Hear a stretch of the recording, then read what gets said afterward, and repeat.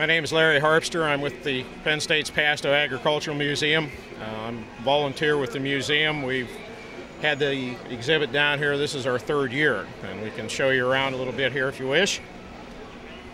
This is our 1887 lathe.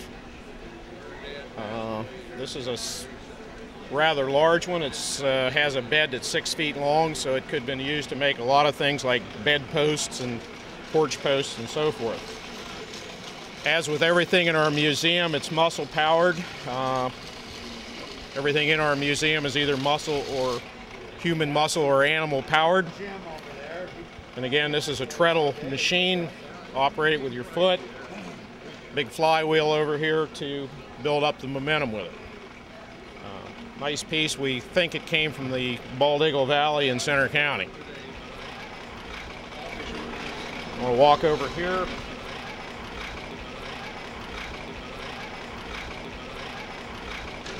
This young man's operating our tumbling barrel churn. You could make about 5 or 6 gallons of, put about 5 or 6 gallons of cream in this and operate it as this young man's doing here at about half an hour to 45 minutes and produce good country butter with it. We have a number of different types of churns in our collection back at the museum at Penn State. This is one of our favorites. It has a pedal on it also, and we always kind of joke about that the farm wife could probably be churning butter as well as ironing clothes or doing something else. Off to the side here, this is our enterprised dog treadle. This was advertised as a dog treadle. You could also use a sheep or a goat. And from time to time we put kids on it here. This operates a barrel churn on one end through this walking beam. Good sized churn. Could probably make again about 6 or 7 gallons of cream to make the butter with this machine. On the other end here is a about 1900s version of a washing machine. Very good engineering in this. The agitator goes up and down as well as back and forth.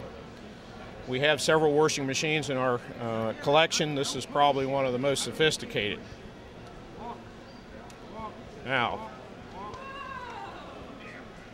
see, we use some kids here at the show. In a home setting, you would have put a dog or a sheep or a goat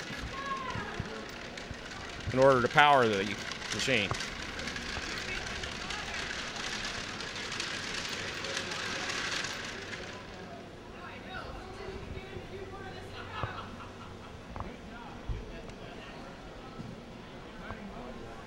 Okay, if we move over here,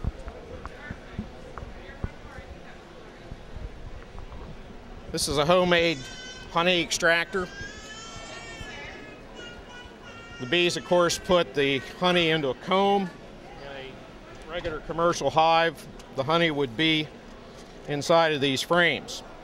So when you take the honey out of the hive, first thing you do is cut the caps off and then warm this up. The bees also, of course, produce a wax, beeswax, the little cylinders which they put the liquid honey in. So after you cut the caps off and warm it up,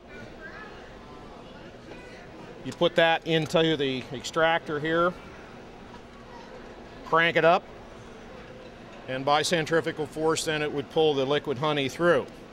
And then you would drain that out, the liquid out the bottom. The beeswax would be left on the inside, and beeswax was used for a number of things, lubricants and waterproofing and so forth in the early homes also. This is a one-man log saw.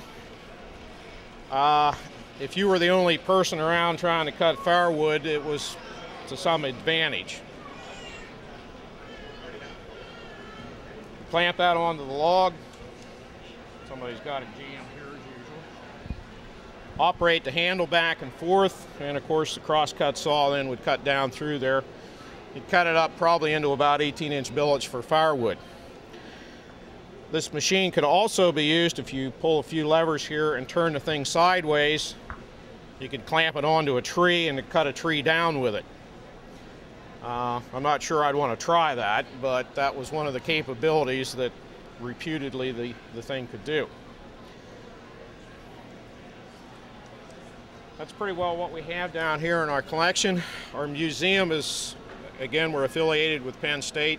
Our museum is located about 7 miles south of State College on Route 45 on the Ag Progress Days grounds, which is one of Penn State's research farms. We have a website. If you look up PASTO Ag Museum, you can be sure to find us and stop out and see us.